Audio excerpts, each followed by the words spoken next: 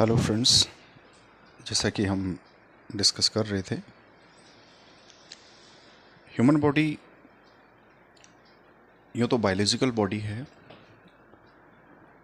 But अगर किसी dead आदमी को देखें तो उसके अंदर कोई एक्टिविटी नहीं होती।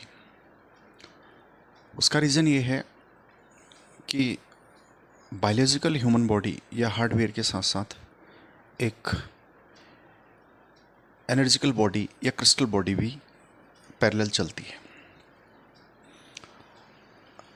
जो इसको एनर्जी प्रोवाइड करती है ह्यूमन बॉडी के ऑपरेशनल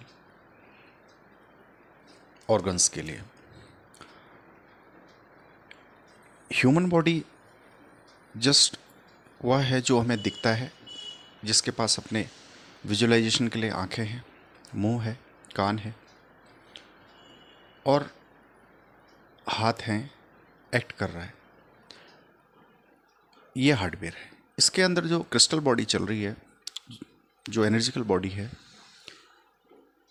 एक्चुअली इसका मेन कंट्रोलिंग जो है वो हमारा फोरहेड रहता है, जहाँ पर हाइपोथैलेमस ग्लैंड हम कहते हैं। यहीं पर हमारा एनर्जी क्लाउड है, जो मैंने लास्ट वीडियो में बताया था, और यहीं पर E=mc² घटित होता है। वो मैं आपको ब्रीफ करूँगा। ये जो एनर्जी क्लाउड है, इसके अंदर जो हमारी एनर्जी वो एक्टिव एनर्जी है। एक पैसिव एनर्जी भी होती है, जैसे जो इलेक्ट्रिसिटी हमारे घर पे आ रही है, उसका प्रोडक्शन बंद हो गया तो ये बंद हो जाती है। बट ये एक्टिव एनर्जी ना बंद की जा सकती है, ना मारी जा सकती है, ना इसको कहीं पर दबाया जा सकता है, ना कहीं पर इसको रोका जा सकता है। एक्टिव एनर्जी का मतलब इसके अंदर पूरी पावर है सोचने, समझने, सॉल्यूशन लेने, यानी कि इसके अंदर पूरी कॉन्शियसनेस के साथ भरी।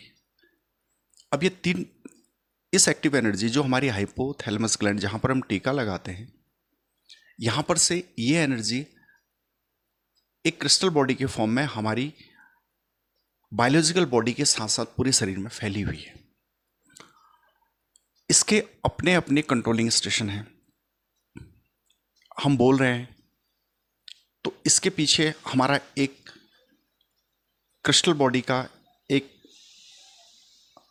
एनर्जी सेंटर है, जो एक्टिव एनर्जी का है।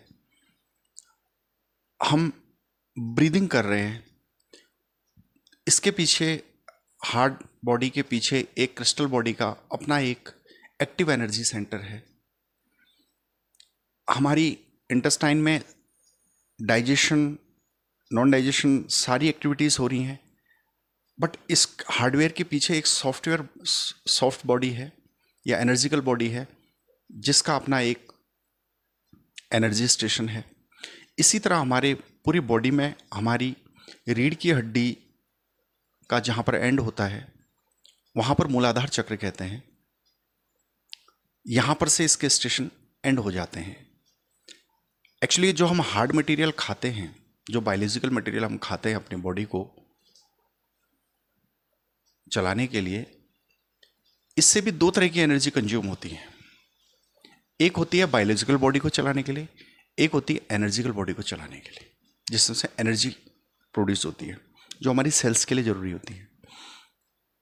बट जो हमारी सोल बॉडी इस शरीर के साथ साथ पैरेलल चल रही है, इसकी एनर्जी आदमी जब relaxation, cool, calmness, meditation, dancing, travelling, यानी कि प्लेजर, जहाँ पर उसको प्लेजर फील होता है, प्लेजर फिजिकल प्लेजर नहीं, सोलली प्लेजर, जहाँ पर सोलली प्लेजर फील होता है, वहाँ पर इस एनर्जिकल बॉडी की फूडिंग होती है। या नेचर के बीच आप चले जाइए, अपनी ब्रीदिंग के साथ उस नेचर को, जैसे मैंने लास्ट वीडियोस में बता रखा है,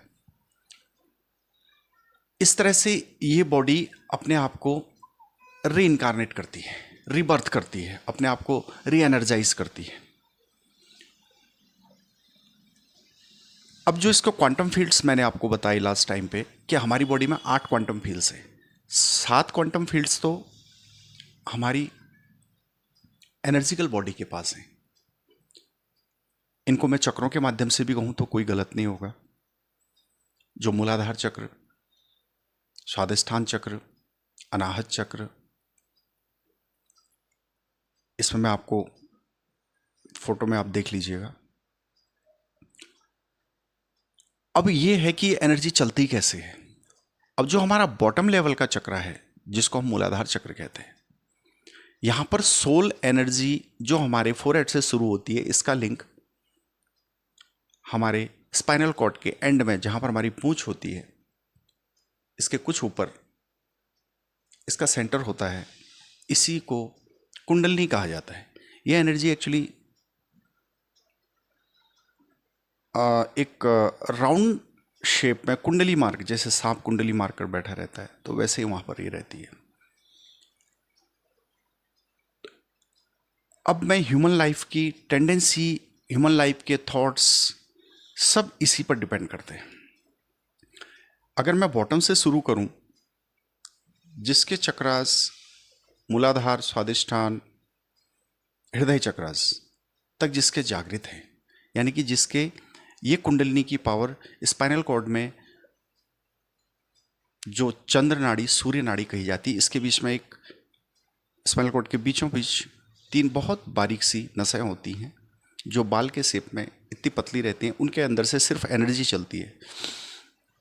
आप देखते हैं कि यह हमारे माइंड के क्लॉक को भी बताता है। अगर आप चेक करें तो एट ए टाइम हमारी सिर्फ एक ही नाक खुली रहती है। अगर आप चेक करेंगे एक नाक बंद करके, तो देखेंगे एक नाक बंद है। तो ये हमारी बॉडी का एनर्जिकल क्लॉक है। ये हर 12 घंटे बाद चेंज होता है। आप देखेंगे अगर 12 घंटे एक नाक बंद है, तो अगले 12 घंटे में दूसरी नाक बंद होगी। आप चेक कर सकते हैं। बट इसका मतलब ये है कि अगर दोनों एनर्जिकल साइकिल प्रॉपर काम नहीं कर रही हैं, तो तब ये कंडीशन होती है। जब दोनों पैरेलल काम कर रही हैं, यानी कि इड़ा और पिंगला प्रॉपर काम कर रही हैं, सूर्य और चंद्र नाड़ियाँ, तब आपकी सुषुम्ना नाड़ी जागृत होती है। अगर मैं अपनी दोनों मेरी नाक के से दोनों अगर सांसें चल रही हैं, दोनों नाक के दोनों साइड से, लेफ्ट साइड से और राइट साइड से, तो इसका मतलब ये है कि मेरी सुषुम्ना जागृत है, यानी कि उसमें से एनर्जी सेक्टर फ्लो हो रहा है मेरे फोरहेड तक, मेरे मूलाधार से। और अगर नहीं है तो इसका मतलब नहीं है। उसके लिए आप जैसे योगा कीजिए, प्राणायाम कीजिए, तब आपकी ये जागृत रहती है। अब सुषुम्ना अगर जागृत है, तब इसका मतलब है कि आपके मूलाधार से जो एनर्जी, क्वांटम एनर्जी, सातों चक्रों के माध्यम से होते हुए मूलाधार तक पहुंच रही है। इसका मतलब है कि आपके ये सारे क्वांटम फील्ड्स, 7 के 7 क्वांटम फील्ड्स एक्टिवेटेड फॉर्म में हैं। जब आपके 7 के 7 क्वांटम फील्ड एक्टिवेटेड फॉर्म में हैं, तो इसका मतलब यह है कि अब आपका थॉट लेवल वर्ल्डली नहीं रहता है। आपका सोचने का प्रोसेस ही चेंज हो जाता है।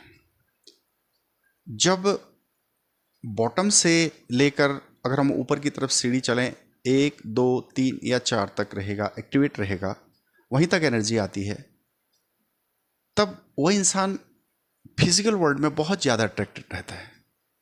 उसको फिजिकल नीड्स को पूरी करने के लिए वह दिन रात मेहनत करता है।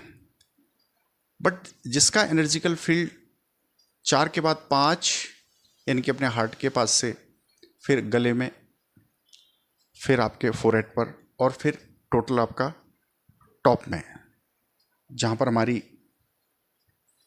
पाइनल ग्लैंड रहती है,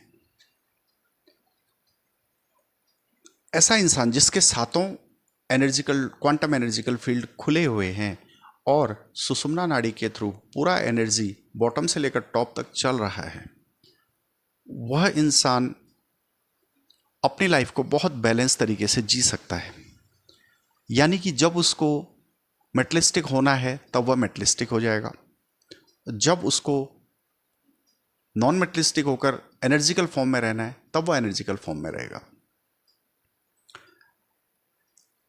वह इंसान ऑलरेडी अवेयर भी रहता है कि कब उसको एनर्जिकल रीइंकार्नेशन या एनर्जिकल फूडिंग की ज़रूरत है, क्योंकि वह एनर्जिकल फूडिंग वह उसको अपने एकांत और अपने अंदर